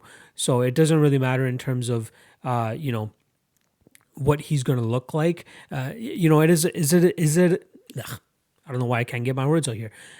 It is a little bit of a concern in terms of Dominick Cruz's shape coming back from this type of layoff, especially since against a high-level fighter like Henry Cejudo. But I think based on what we've seen, he should be able to footwork his way to a victory here. Outside of looking completely rusty and not like a Dominick Cruz that we know that we've ever seen before, Henry Cejudo should be able to actually land some big shots. But I'm not sure if he'll land clean enough to actually put Cruz out, which I believe would be Henry Cejudo's only path to victory here. Obviously, he could go out there and just, it's hard for me to see him be as successful as Cody Garbrandt was. Cejudo obviously with a wrestling background, but since he burst onto the UFC scene, dating way back to his Dustin Kimura fight, he didn't really lean on his grappling as much back then. It seemed like he was just trying to get his wrinkles or just add more wrinkles to his game in terms of his striking specifically. What he wanted to show people that he's just not a wrestler, and it worked out pretty well for him. He dropped numerous opponents on his way to winning the title against Demetrius Johnson, and then obviously putting away TJ Dillashaw in his he was actually that was his first title defense, and then going up to 135 and putting away Marlon Moraes in the third round in their fight. It's such a tough fight to pick, which is why I'm a little bit kind of mystified by the odds here. It should be slightly closer. I think a lot of people are counting Cruz out strictly due to the fact that, one, they may not know him. Let's be honest. There's a lot of newer bettors out there, and not to mention all the new betting heads that we'll get for MMA due to the fact that there's no sports going on. And two, he just did not look like the Dominick Cruz that we knew in that Cody Garbrandt fight, and a lot of people might be putting a little bit of stock in that, saying that Cruz is probably on the decline. One thing to note from Dominick Cruz in that 2016 campaign for him, he beat TJ Dillashaw in January. He defended the title against Uriah Faber in June, and then he lost the belt in December. So he fought 3 times in 1 year after coming off a close to 2.5-3 year layoff as well before he beat TJ Dillashaw for the title. So I'm not sure how much ring rust is really going to affect Dominick Cruz. I don't think it will. But Henry Cejudo is a very tough out. He's going to have to make sure he is on his game, using his footwork as best as possible. We've seen in the Uriah Faber fight where he actually went for takedowns. I don't think, obviously, I highly doubt that's what he's going to be looking to do here, because he doesn't want to be totally in with a guy like Henry Cejudo and, pretty much nullifying his height advantage. Or, it's so weird to really base, an advantage in terms of length based off of reach, but the height comes in play more so, in my opinion, and that's where I think that Dominick Cruz is going to be. It's going to be helpful for him. The one thing you have to worry about Cejudo as well is Cejudo's speed. Cejudo could possibly have the speed advantage in this fight, and I believe he has the power advantage as well too, and obviously the wrestling advantage. So that's something that Cruz is going to have to worry about. Initially, he's the odds currently minus 225 Cejudo, plus 185 Cruz. I was thinking of pulling the trigger on Dominick Cruz at plus 200 because I think there's a ton of value there. I think he wins. I'm going to be picking Dominick Cruz to win. I think he wins a decision, but I don't see the need to take the shot on Cruz personally. Myself, if you are forcing yourself to take this to take a bet on this fight, you have to go with Dominick Cruz strictly due to value and obviously like his fighting style as well. But there are so many other viable dogs that aren't coming off a 2.5 year layoff, aren't fighting a killer in Henry Cejudo, who are able to who produce just as much value, if not more, than what Dominick Cruz brings to the table. But man, this is.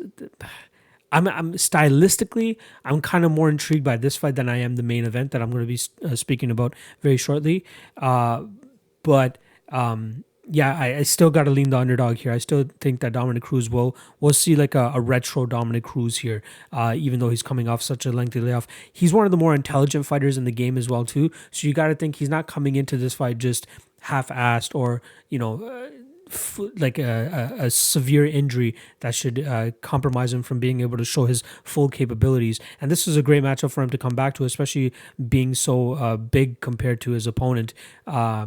So yeah, I like Dominick Cruz here. I think we could see him footwork his way to victory. The question marks of Cejudo coming back from his injury should be definitely out there.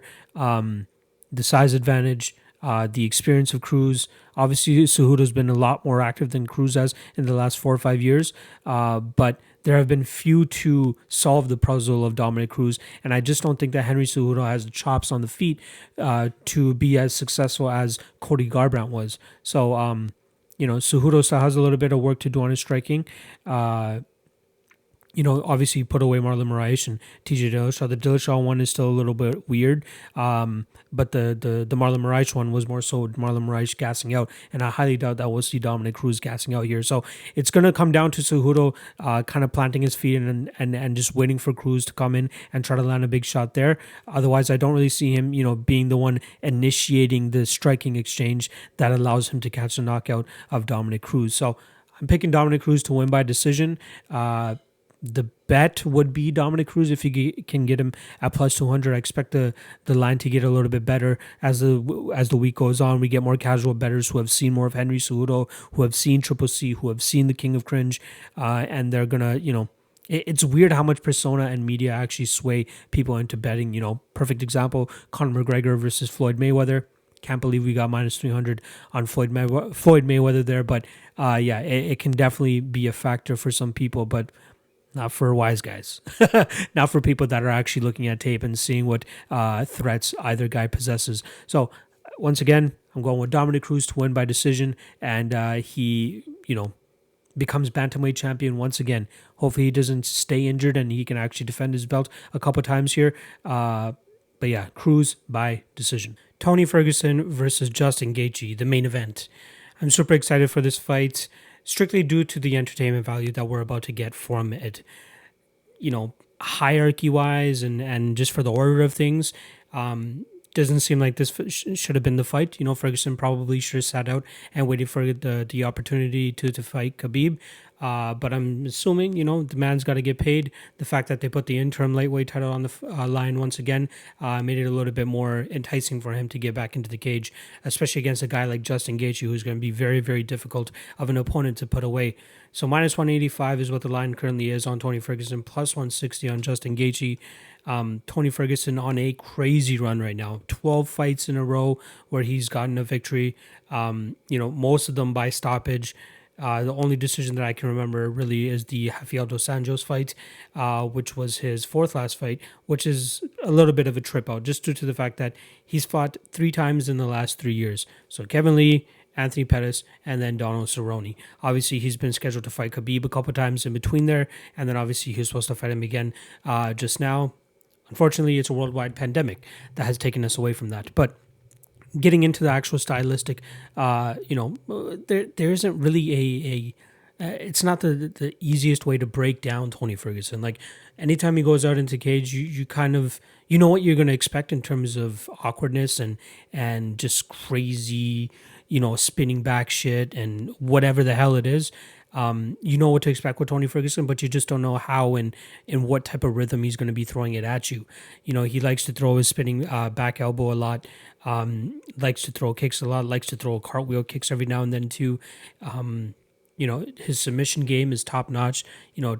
Ridiculous 10th planet jiu-jitsu, a black belt there. He can pretty much catch a darts from anywhere. So I think a good game plan for him here would try to be to tire Justin Gaethje out a little bit, kind of force a shot out of him, grab a darts choke, and then go from there. But I'm not sure if we'll really see a wrestling heavy approach from Justin Gaethje, nor is that really Justin Gaethje's what's the word that I'm looking for? It's not his reflex, or it's not a force of nature, or like a force of habit in terms of him going to wrestling, kind of like a Ben Askren would or something like that.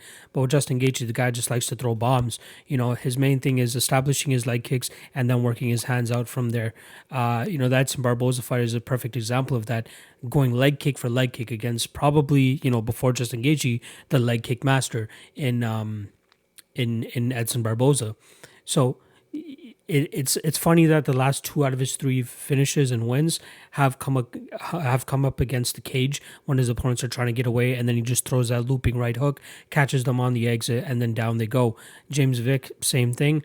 And then the Donald Cerrone fight, he was making reads pretty much that entire fight. Anytime he threw something, Donald Cerrone would always duck straight down, and it was evident that Justin Gaethje was, eventually lining up a shot that would eventually put him away. It's unfortunate that Cerrone had to eat a couple shots after that, but Justin Gaethje was really on him. And, even himself, he tried holding himself back from finishing Donald Cerrone. But in this fight going up against Tony Ferguson, it's going to be evident he's going to be going for that leg kick. But I think that Ferguson is going to have something in store for him too. I don't expect him to stand there and just, eat all these leg shots. I'm expecting him to throw stuff back in return. I'm just not sure if it's going to be effective, though. Tony Ferguson is not really known as like a one-punch knockout guy.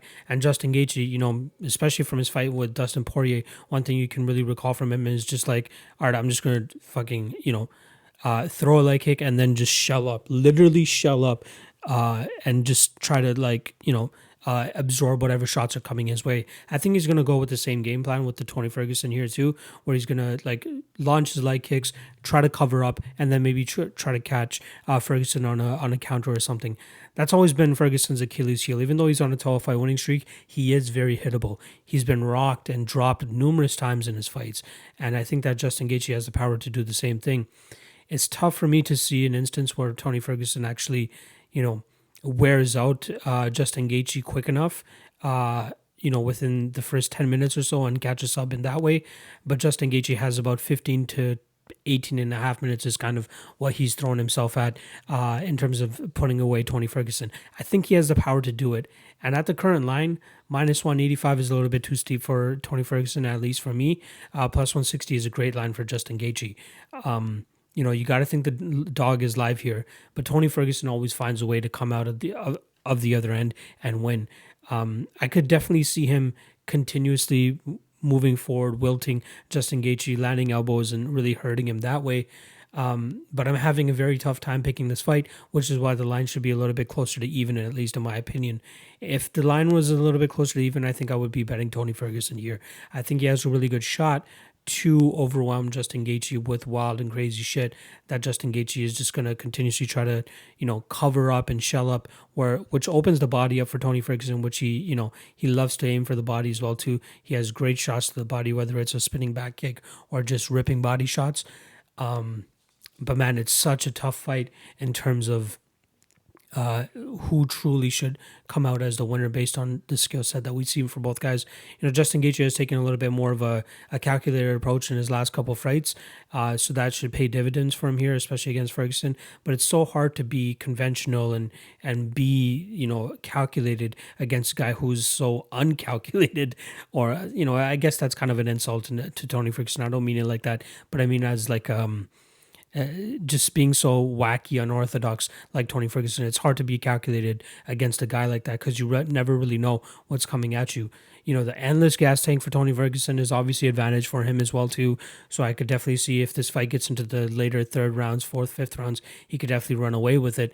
We've seen Justin Gaethje kind of gas in the past, even against Dustin Poirier, for example. He beat the shit out of Dustin Poirier's legs. And, any fighter who had a little bit more of a gas tank than Justin Gaethje probably would have been able to take Dustin out and get the victory there. But his gas tank really started to fail him, and Dustin Poirier was really able to capitalize on that. Eddie Alvarez was another one that was able to capitalize on the gas tank issues of Justin Gaethje. But you're still getting a solid 2.5, 3 rounds out of Justin Gaethje. A lot of power, a lot of leg kicks. Could definitely cripple Tony Ferguson in those times. And Tony Ferguson is, I hate to say it, but he's a little bit brittle too. Like he's had a lot of injuries in the past, and he's had a lot of issues in the past too. So you got to be careful in that aspect too. Personally, the only bet I would consider is the under 2.5 here, which I believe is -125. Let me confirm that number. -130-ish now. But even that, I just want to stay away from betting this fight. Like I want to just sit back and enjoy this fight as an entertainment, because it's probably the greatest stylistic fight that's ever been put together in terms of two guys that are going to go in there and try to put on a show. And, Ferguson obviously wants to come out with the victory here. A lot of people hope that he comes out with the victory here so that we can eventually still get the Khabib fight. But, I'm not going to bet this fight. The only way I think I would find myself pulling the trigger here is if Tony Ferguson was like the underdog, +110, +115 or something like that. But I'm just not, I can't do it. And I can't pull the trigger at -185 on Tony Ferguson. The value is definitely on Justin Gaethje here at +160, but I'm still going to pick Tony Ferguson to win. I think that he wears out Justin Gaethje, gets a later round finish, maybe 3rd or 4th round finish, overwhelms him, body shots, and then eventually sets up some sort of choke or something like that. But it would be intriguing to see if Justin tries to go to his takedowns early and often. And even then, I think it's going to be very troublesome for him to stay effective against Tony Ferguson, who is very good off of his back, has brilliant jiu-jitsu, as I've said before. So I'm going to be going with Tony Ferguson to take this victory. The line is just way too wide for me to be confident in a Tony Ferguson bet here. So I'm just going to sit back, not even worry about having any stake in this fight, and then just enjoying it from an entertainment value. But if you're forcing yourself to make a bet here, +160 on Justin Gaethje is a good line. Under 2.5, that might actually be the bet that I'm going to be, touting the most in terms of like saying, okay, this is the one that you guys should be looking for, especially if you don't want to choose a side. But there's a very good possibility as well that it could go over 2.5 rounds as these guys just pitter-patter each other, exchange knockdowns, and then eventually, Gaethje's gas tank starts to, dwindle, and we see Tony Ferguson pull away. So I'm going to go with Tony Ferguson by 4th round submission. Yeah, and I'm going to be happy because, especially if I'm correct in this prediction, because then we'll eventually get Khabib versus Tony later this year or early next year. That's it. All right, those were the breakdowns. I hope you guys enjoyed them. I thought this format was really great, as I said at the top of the show. Make sure you guys check out the Patreon. Make sure you guys check out the Twitter, MMA LOTN. Make sure you guys check out the website, www.mmalotn.ca. Hit me up at any time. I'm always available to talk to you guys, whether you guys have comments about the fights, whatever it is. I got you guys. Leave a comment below. Subscribe as well. I'm trying to hit that 1,000 mark before the end of the summer. Getting damn near close. So help a brother out if you haven't already subscribed. And good luck this weekend. And I will actually be releasing my next episode on Sunday, the day after UFC 249, so that we can break down the Wednesday card that's going to be coming up. We got fights after fights after fights after fights, so I'm going to be trying to crank out these breakdowns, and especially, like I said off the top, individual breakdowns for the Wednesday card are going to start dropping on the Patreon either today or the next or tomorrow. So make sure you guys keep an eye out for that if you guys haven't already signed up for the Patreon. All right, I'm going to shut the fuck up. Appreciate you guys checking out the episode, and we'll see you on Sunday. Good luck with your bets.